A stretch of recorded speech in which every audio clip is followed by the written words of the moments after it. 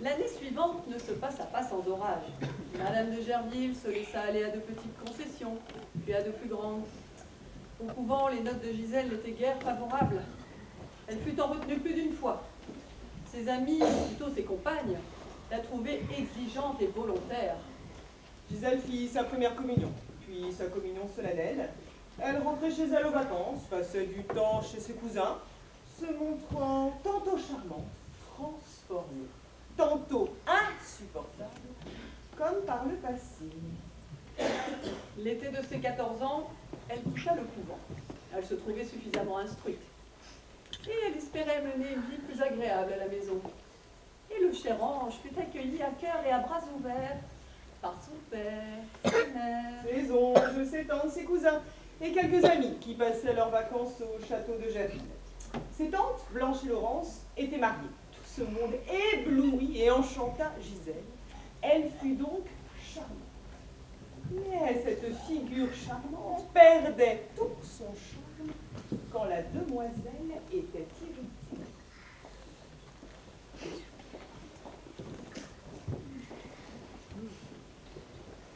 En attente, voulez-vous me donner mon fauteuil? Comment ton fauteuil? D'abord c'est le fauteuil de ta mère. Ensuite une petite fille n'a pas son fauteuil dans un salon. Et enfin, une nièce ne déplace pas sa tante, surtout lorsque la nièce n'a que 14 ans. Je ne suis pas une petite fille. À 14 ans, on est une jeune personne. Et puis je prends toujours le fauteuil de maman quand elle n'y est pas. Oui, mais comme j'y suis, j'y reste. Je le dirai à maman. Maman me le fera rendre. Oh, ta maman sera plus polie que toi, j'en suis sûre. Elle t'enverra promener. Je voudrais bien voir cela. Maman m'écoute toujours. Et puis c'est vous qui êtes impoli et qui me parlez comme si j'avais 7 ans. Blanche te parle ainsi parce que tu lui fais oublier ton âge. Tu te comportes comme si tu avais 7 ans. Blanche, soyez plus raisonnable que votre nièce. Prenez ce fauteuil que je vous laisse. Il est bien plus confortable que celui de mademoiselle de Gerville. Je préfère céder pour éviter une défaite. Je vois bien la figure de Gisèle qu'elle s'apprête à me livrer bataille. Et j'avoue que les combats ne me plaisent guère.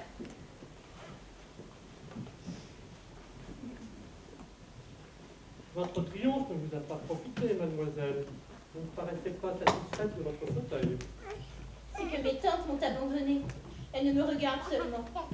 C'est que l'on craint sans doute de voir votre visage toujours souriant et aimable, altéré par une irritation à laquelle on ne s'est pas habitué. Vous trouvez donc qu'on doit me traiter comme une petite fille? Non, à moins que vous le vouliez vous-même, en agissant comme une petite fille. Dans ce cas, vous pourrez oublier que vous êtes plus proche de la jeune personne que de l'enfant.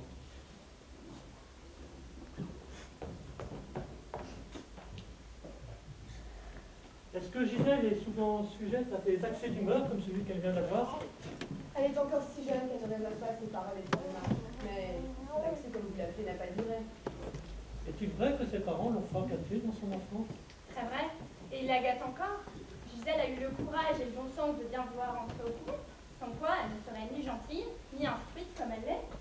Ah, c'est ça qu'il a demandé. C'est très beau cela. À ce qu'on dit, ce jeune homme fait preuve d'une grande douceur et d'une grande patience avec elle.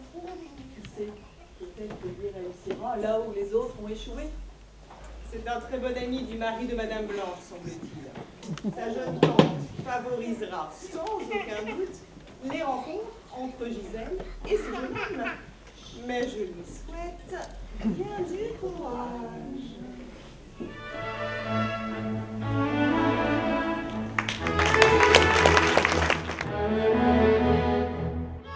La saison s'acheva ainsi, gaiement pour Gisèle.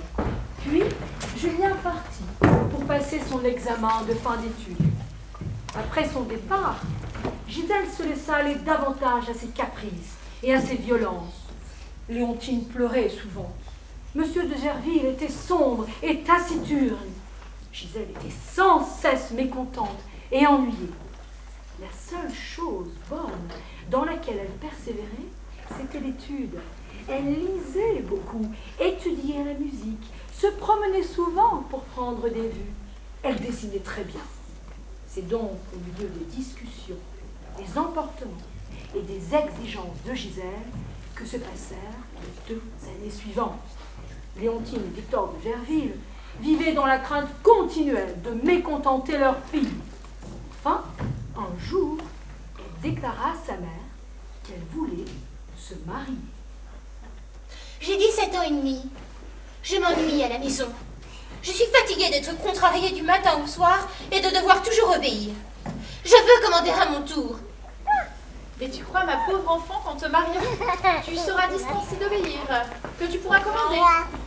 Certainement. J'épouserai un homme qui me laissera libre de toutes mes actions. Et où est-il, cet homme modèle qui n'aura d'autre volonté que la tienne? Il ne sera pas difficile à trouver.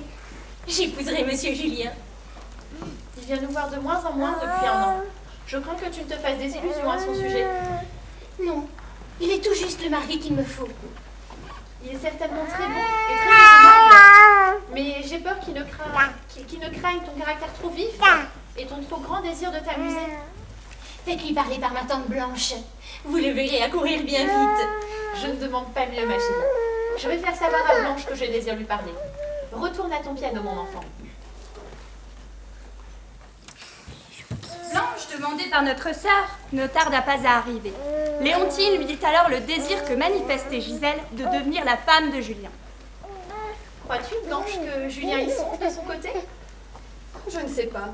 Il y a un an encore, il était grand admirateur de Gisèle. Mais cet hiver, il m'a dit plusieurs fois qu'il trouvait le caractère de Gisèle bien difficile. Et il craint qu'elle n'aime le monde et le plaisir avec des raisons. Mais je vais lui demander si tu veux. Et s'il souhaite l'épouser, il me le dira tout de suite. Merci, Blanche. Ce matin, j'ai reçu une demande du duc de Palma. Cet homme, quoique duc, fort riche et d'un extérieur remarquable, passe pour avoir très peu d'esprit et pour mener une vie très dissipée. Ce serait fatal pour Gisèle. Tu as bien raison. Ce serait tout le contraire de Julien, qui est si raisonnable, si bon chrétien et si agréable à vivre. Et si une personne a de l'empire sur Gisèle et peut la faire vivre sagement, c'est Julien. Je vais lui demander de venir voir souvent Gisèle si tu l'autorises. Et nous verrons bien s'il pense pouvoir faire son bonheur en même temps qu'il ferait le sien. Merci.